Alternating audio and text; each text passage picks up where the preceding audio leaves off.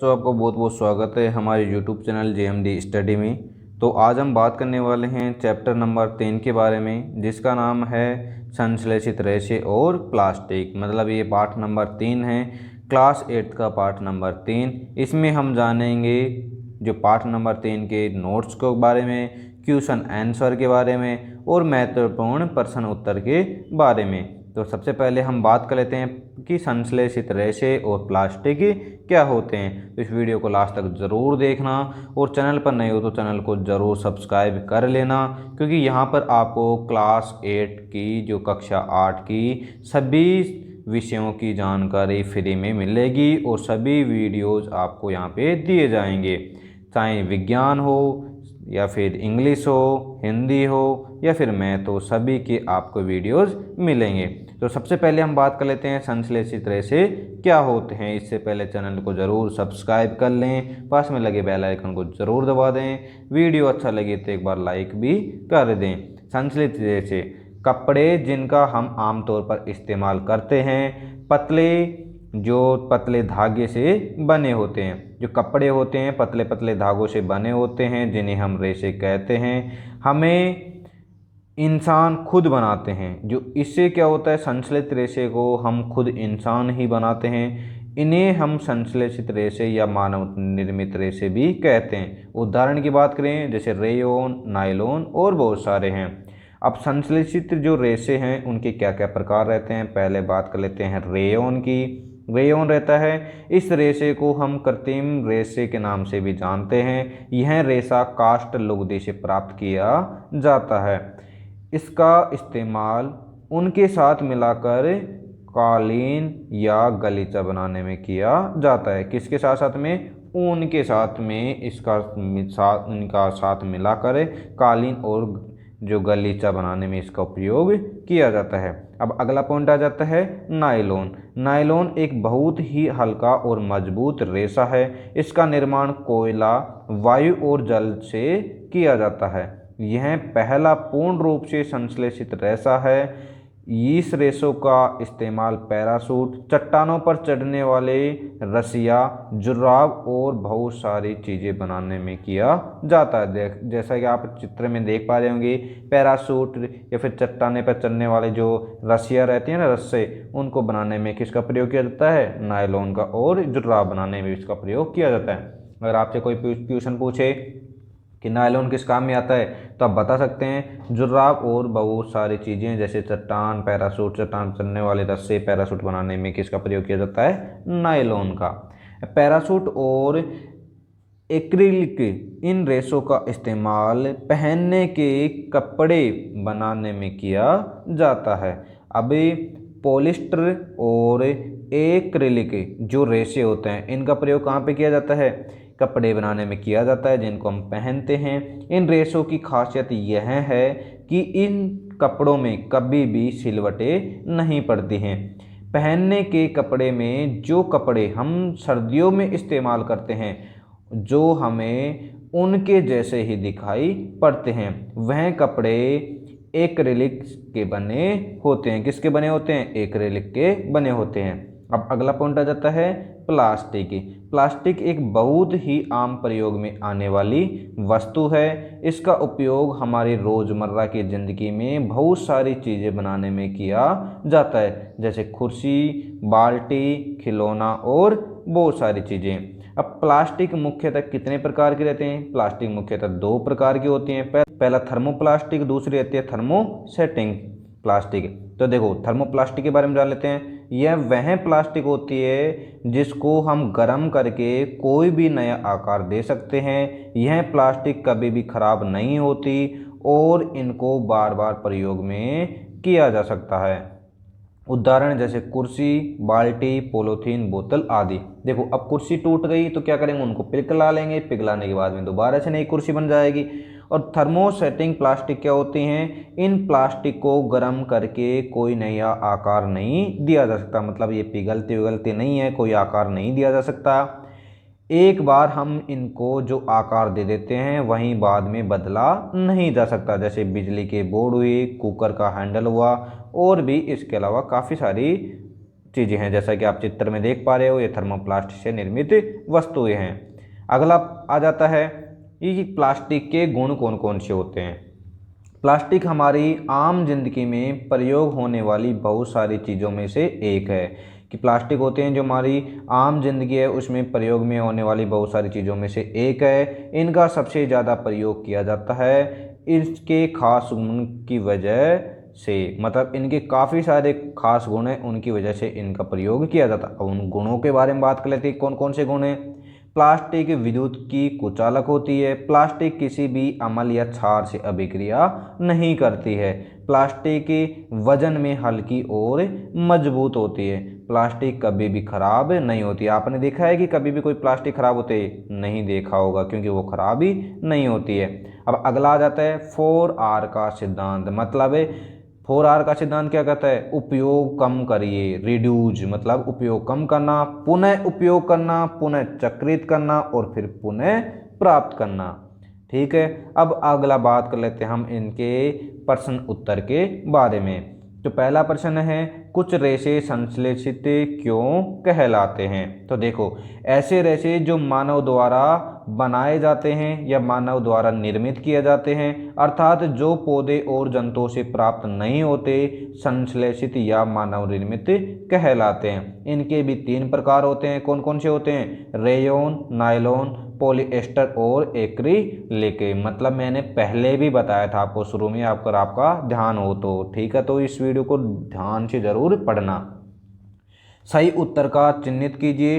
Rayon एक संश्लेषित रेशा नहीं है। देखो, इसका रूप रेशम समान होता है, नहीं, इसका रूप रेशम समान नहीं होता है। इसे काष्ठ लुगदी से प्राप्त किया जा सकता है, हाँ, इसे काष्ठ लुगदी से प्राप्त किया जा सकता है। इनके जो रेशे को प्राकृतिक रेशों के समान बुना जा सकता है, नहीं बुना जा सकता। तो इसमें कौन सा आएगा, इसे काष्ठ लुगदी से प्राप्त किया जाता है ना, ख वाला सही आएगा, जहाँ पे सही का चिन्ह लगा हुआ आपको दिख रहा होगा ना, ये वाला, तो ये वाला सही आएगा। ठीक है, अब प्रश्न नंबर 3 की बात कर लेते हैं। उचित शब्दों द्वारा रिक्त स्थान की पूर्ति करें। देखो, उचित शब्द कौन कौन से हैं, संश्लेषित रेशे, रिक्त स्थान अथवा रिक्त स्थान भी कहलाते हैं। मतलब पहले में क्या आएगा, संश्लेषित रेशे मानव निर्मित अथवा कृत्रिम रेशे भी कहलाते हैं। ख में क्या आएगा, संश्लेषित रेशे कच्चे माल से संश्लेषित किए जाते हैं, जो संश्लेषण कहलाता है। क्या कहलाता है, संश्लेषण कहलाता है। संश्लेषित रेशे की भांति प्लास्टिक भी एक क्या है, बहुलक है। आपको यहाँ पे उत्तर दिख रहे होंगे, यहाँ पे ये सारे इसके उत्तर आप रिक्त स्थान की पूर्ति यहाँ से देख करके कर सकते हैं। अब प्रश्न नंबर 4 की बात करेंगे। नायलॉन रेशों से निर्मित 2 वस्तुओं के नाम बताइए जो नायलॉन रेशों की प्रबलता दर्शाती है। पहला क्या हुआ, पैरासूट व चट्टानों पर चढ़ने वाली रस्सी। देखा होगा नायलॉन के भी में हमने बात की थी कि पैरासूट बनाने के लिए किसका प्रयोग किया जाता है, नायलॉन का प्रयोग किया जाता है। और चट्टानों पर चलने वाली रस्सी का किस में प्रयोग किया जाता है, उसका भी नायलॉन का प्रयोग किया जाता है। अब प्रश्न नंबर 5 की बात कर लेते हैं। खाद्य पदार्थों का संचय करने हेतु प्लास्टिक पात्रों के उपयोग के 3 प्रमुख लाभ बताइए। पहला, यह हल्का होता है। कैसा होता है, यह हल्का होता है। यह प्रबल होता है। इसमें खाद्य पदार्थ खराब नहीं होता है। क्या नहीं होता, इसमें खाद्य पदार्थ खराब नहीं होता है। अब प्रश्न नंबर 6 की बात करेंगे। थर्मोप्लास्टिक और थर्मोसेटिंग के मध्य अंतर को स्पष्ट कीजिए। अब देखो, पहले हम बात करेंगे थर्मोप्लास्टिक की, फिर बात करेंगे थर्मोसेटिंग की, जैसे मैंने पहले बताया था। तो देखो, यह ऐसे प्लास्टिक होते हैं, कौन से प्लास्टिक, थर्मोप्लास्टिक की बात करें हम, यह ऐसे प्लास्टिक होते हैं जो गर्म करने पर आसानी से विकृत हो जाते हैं, मतलब फैल जाते हैं और सरलतापूर्वक मुड़ जाते हैं। जैसे हम चाहें वैसा मोड़ सकते हैं। उदाहरण जैसे पॉलीथीन, पीवीसी पापड़ आदि। पीपीसी क्या रहते हैं, पाइप, पीवीसी पाइप रहते हैं ना, पीवीसी पाइप, उनकी बात करें हम। तो देखो, थर्मोसेटिंग प्लास्टिक क्या होती है, यह ऐसे प्लास्टिक होते हैं जिन्हें एक बार सांचे में डाल दिया जाए तो इन्हें किसी भी ऊष्मा दे लो, लेकिन हम इन्हें किसी भी दिशा में विकृत नहीं कर सकते, क्योंकि ये पहले जैसे थे वैसे रहेंगे। ये नहीं तो पिघलते हैं और ये नहीं इनको दोबारा से पुनः निर्माण किया जा सके, दोबारा से इनको यूज में नहीं लिया सकता, उपयोग में नहीं लिया जा सकता। ये जैसे इनके क्या उदाहरण है, जैसे बिजली के बोर्ड, कुकर का हैंडल। ठीक है, याद हो गए होंगे। ये जैसे भी क्वेश्चन आंसर हैं, जैसे भी नोट्स है, आप अपनी नोटबुक में इनको देख देख करके उतार सकते हैं। चिंता ना करें, jmdstudy.in वेबसाइट से भी आप इनको डाउनलोड कर सकते हैं। तो देखिए यहाँ पे जैसा भी लिखा हुआ, आप वीडियो को पॉज कर लें और आप आसानी से इनको देख देख के पढ़ सकते हैं और उतार भी सकते हैं। प्रश्न नंबर 7 की बात करेंगे। समझाइए थर्मोसेटिंग प्लास्टिक के निम्नलिखित क्यों बनाए जाते हैं। जैसे डेगची के हत्थे और विद्युत प्लग, स्विच बोर्ड आदि, ये क्यों बनाए जाते हैं। देखो, डेगची के हत्थे जो थर्मोप्लास्टिक जो होता है, जो ऊष्मा क्या होता है, कुचालक होता है, इसलिए इनको बनाने में थर्मोसेटिंग प्लास्टिक का प्रयोग किया जाता है। अब विद्युत प्लग, स्विच प्लग बोर्ड, क्योंकि थर्मोप्लास्टिक विद्युत का कुचालक होता है, इसलिए इसे विद्युत प्लग स्विच बोर्ड बनाए जाते हैं। तो समझ में आ गया होगा क्यों बनाए जाते हैं। इसको आप आसानी से पढ़ोगे तो और भी अच्छा समझ में आ जाएगा। प्रश्न उत्तर 8 की बात करेंगे। निम्नलिखित पदार्थों को पुनः चक्रित किए जा सकते हैं और पुनः चक्रित नहीं किए जा सकते। में वर्गीकृत कीजिए। टेलीफोन यंत्र, प्लास्टिक खिलौने, कुकर के हत्थे, सामग्री लाने वाले थैले, बाल पॉइंट पेन और प्लास्टिक के कटोरे, विद्युत तारों के प्लास्टिक आवरण, प्लास्टिक की कुर्सियाँ और विद्युत स्विच। तो देखो, पुनः चक्रित किए जा सकने वाले कौन कौन से हैं, जो दोबारा से हम उनको पिघला करके दोबारा बना लें। प्लास्टिक के खिलौने, सामग्री लाने वाले थैले, बाल पॉइंट पेन, प्लास्टिक के कटोरे, विद्युत तारों के जो प्लास्टिक आवरण, प्लास्टिक की कुर्सियाँ और भी बहुत सारी चीज़ें। इसके अलावा पुनः चक्रित नहीं किए जाने वाले टेलीफोन यंत्र, कुकर के हत्थे और विद्युत के स्विच। अब देखो, एक आ जाता है प्रश्न नंबर 9, उसमें बोल रहा है राणा गर्मियों के लिए एक कमीज खरीदना चाहता है, उसे सूती कमीज खरीदनी चाहिए या संश्लेषित है। कारण सहित उत्तर दीजिए।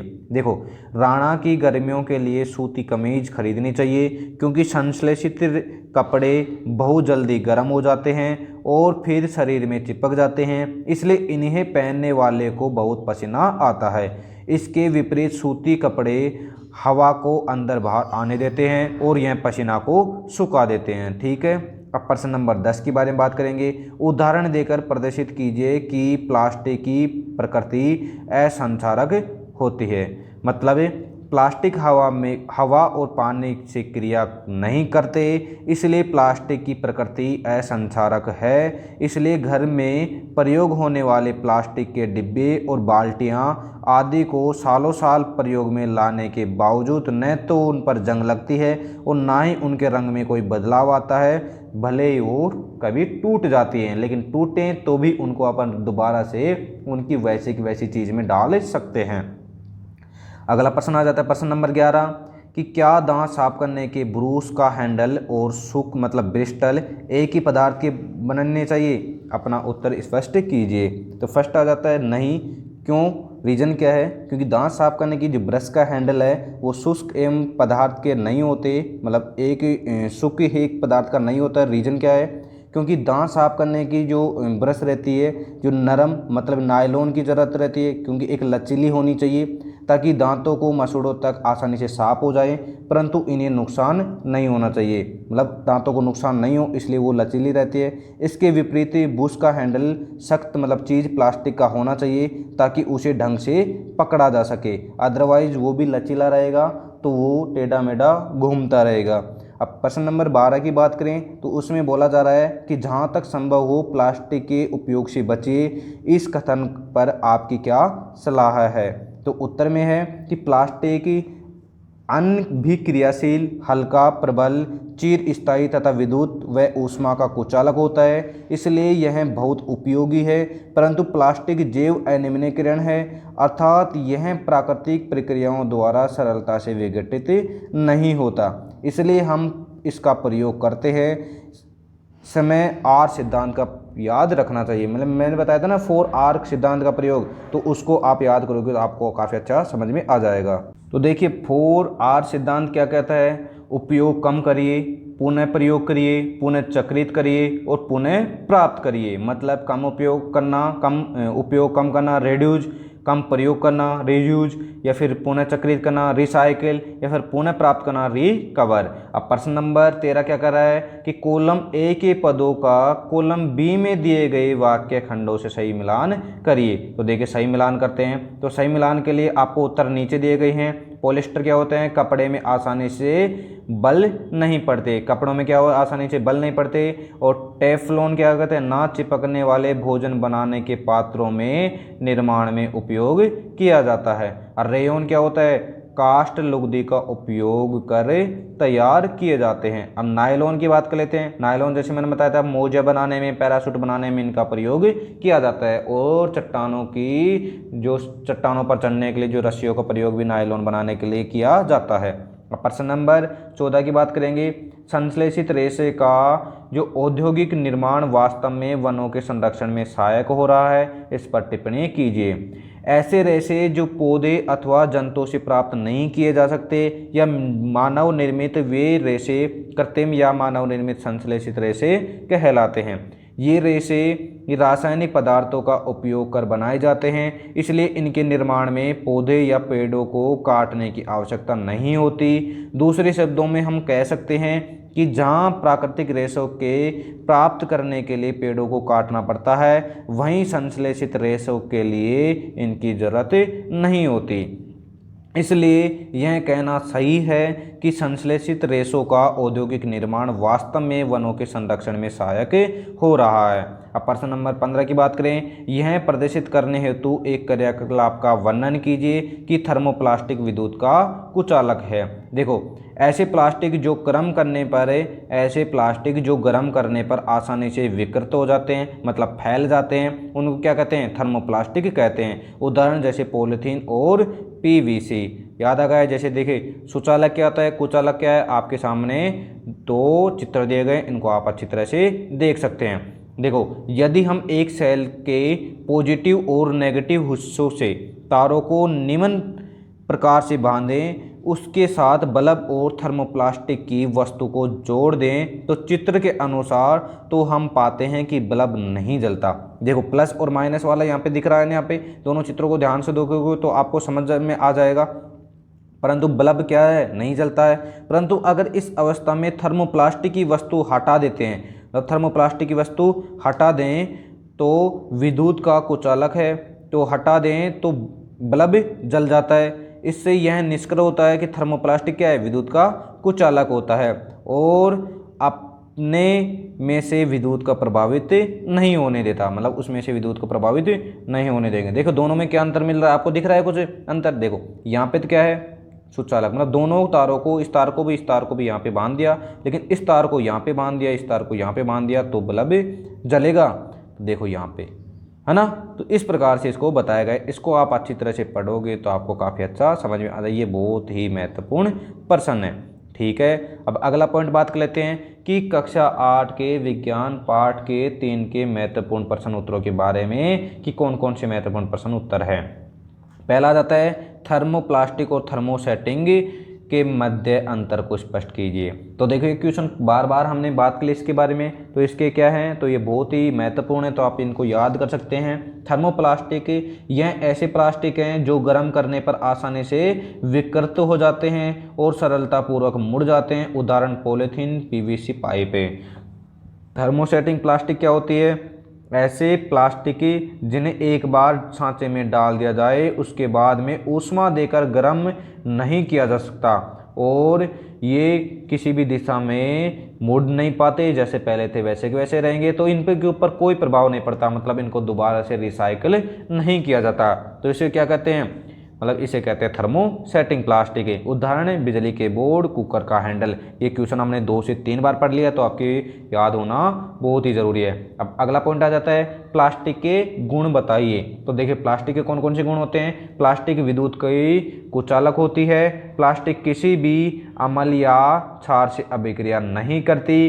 प्लास्टिक वजन में हल्की और मजबूत होती है। प्लास्टिक कभी भी खराब नहीं होती। ठीक है, तो आई होप आपने इस चैप्टर को कंप्लीट अच्छी तरह से पढ़ लिया होगा और नोट्स भी बना लिए होंगे। नोट्स की चिंता ना करें, JMD स्टडी रूटीन पर जाकर के नोट्सों को आप पढ़ सकते हैं या फिर वीडियो को पॉज कर दें। पॉज करने के बाद में जैसा लिखा हुआ है वैसे वैसा उतार लें और फिर बाद में अगला वीडियो वहाँ से जाकर के धीरे धीरे देख करके आराम से इनको उतार सकते हैं। ज़्यादा बड़ा आपका पार्ट नहीं है और बहुत ही सिंपल पार्ट है। आई होप आपको याद हो गया होगा। तो thank you so much video देखने के लिए। तो चैनल पर नए हो तो चैनल को ज़रूर सब्सक्राइब कर लें और पास में लगे बेल आइकन को ज़रूर दबा लें, क्योंकि इसी प्रकार के इंपॉर्टेंट वीडियो आपको मिलते रहेंगे। तो धन्यवाद वीडियो देखने के लिए।